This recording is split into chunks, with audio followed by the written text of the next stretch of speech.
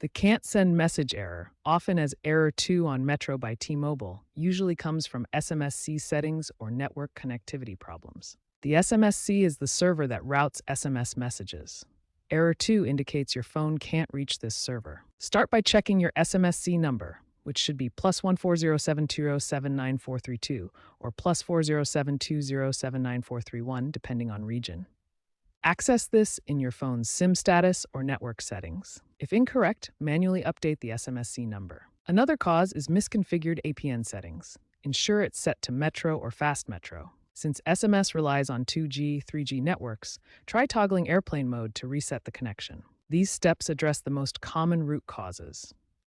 If basic fixes don't resolve error 2, advanced troubleshooting may be needed. Contact Metro by T-Mobile support for assistance with network resets or SIM card issues. For Android users, dialing #46 grants access to advanced network settings where you can manually input the SMSC number. Keep your device's operating system updated to the latest version, as these often include improved error handling for messaging apps.